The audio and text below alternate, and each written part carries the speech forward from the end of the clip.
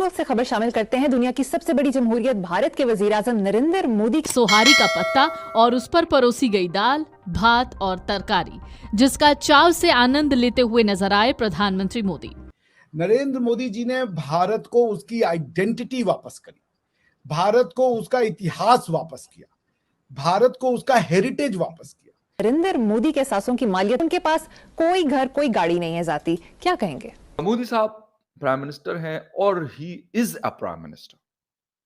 हमारे यहाँ prime minister होते हैं, कोई भी होता है या होती है, लेकिन एक्चुअल नहीं होते वो। तस्वीर को देखकर लग रहा है कि पीएम मोदी को वहां दाल, भात और तरकारी परोसा गया। इसे वो बहुत चाव से खाते हुए नजर आ रहे हैं। अब अंदाजा लगाओ, दुनिया की सबसे बड़ी डेमोक्रेसी का वजीर आजम।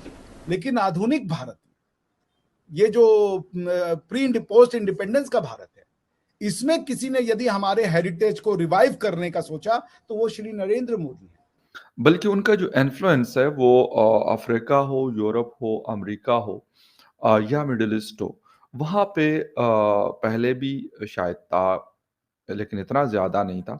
अब बहुत ज्यादा हो चुका है। के बावजूद हमने देखा कि वो एक बड़े स्ट्रॉन्ग लीडर के तौर पे भारत की तरफ से आगे की तरफ बढ़ते हुए नजर आए। लेकिन अगर ओवरऑल हम बात करते हैं, उनकी इकोनॉमी की बात करते हैं, उनकी सिक्योरिटी की बात करते हैं, उनकी फॉरेन पॉलिसी की बात करते हैं, उसमें उनका कोई मैच ही नहीं है। मोदी जी ने क्रांति लाई भारत में।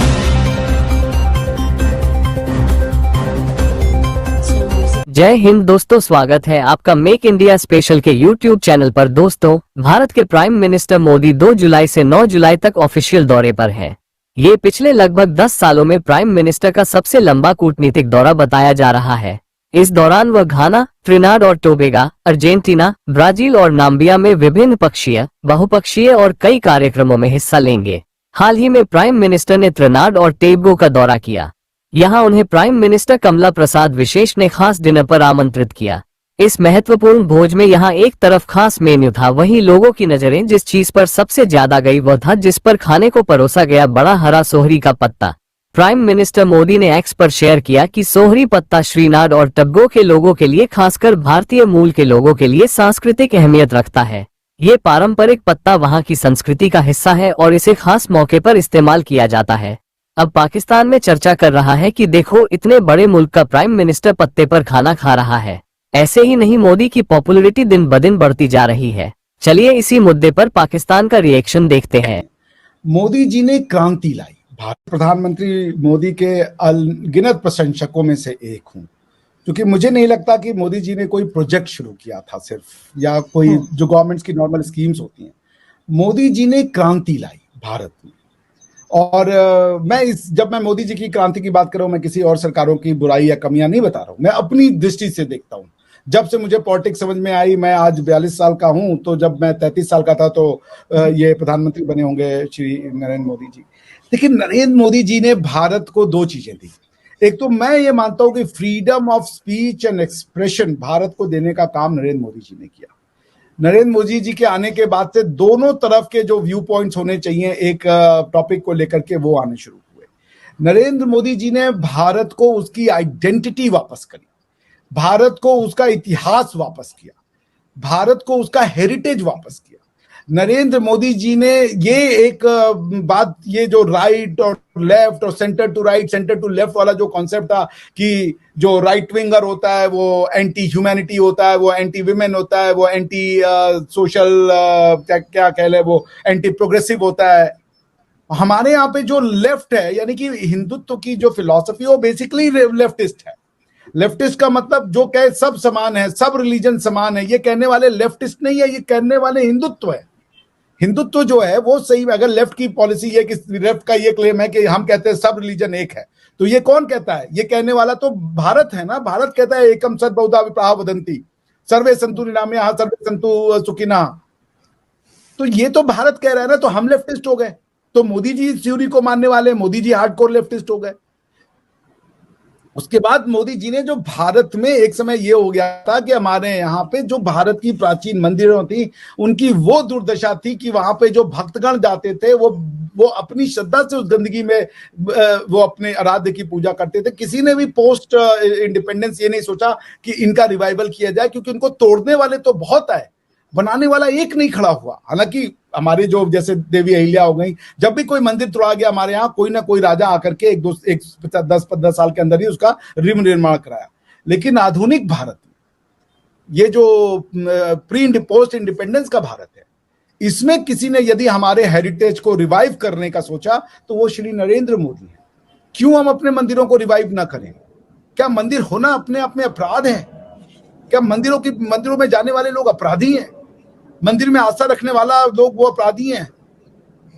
तो अगर कोई मंदिर का जीर्णोद्धार कर रहा है तो अगर भारत की गवर्नमेंट नहीं करेगी तो कौन करेगी? गवर्नमेंट का काम क्या होता है? गवर्नमेंट का काम खाली नौकरी देना होता है। गवर्नमेंट का काम खाली वेलफेयर स्टेट में, तुम वेलफेयर किस चीज की करोगे? अगर तुम हमको हमारी हिस्ट्री नहीं प्रोटेक्ट कर सकते, हमारा हेरिटेज नहीं प्रोटेक्ट कर सकते, तो फिर आप जो है आपको क्या काम है भाई? गवर्नमेंट इसीलिए बनाई गई है। जर्मनी की गवर्नमेंट का काम है कि वो जर्मन सिर्फ नौकरी और इकोनॉमिक्स को ना देखे, वो जर्मन हिस्ट्री और जर्मन हेरिटेज को भी प्रोटेक्ट करे। पाकिस्तान की गवर्नमेंट का भी काम है कि वो पाकिस्तान की हेरिटेज और उसको भी प्रोटेक्ट करे, बिकॉज हम तो नॉर्मल आदमी हैं, हम तो डे टू डे नौकरी करते हैं, हम कहां से अपनी हेरिटेज को प्रोटेक्ट कर पाएंगे? मोदी जी ने भारत के हेरिटेज को न सिर्फ प्रोटेक्ट किया, रिवाइव किया, ग्लोरीफाई किया। हमें गर्व होता है अपने, हमारे पूर्वज ने मंदिर बनाए तो हम उस पर शर्मा जाएं? क्यों शर्माएं हम? क्योंकि इन मंदिरों में सिर्फ पूजा पाठ नहीं किया, जैसा कि हमको इन लोगों ने सिखा दिया। इन मंदिरों से ऋषि मुनि निकले हैं और ऋषि मुनि का नाम है साइंटिस्ट।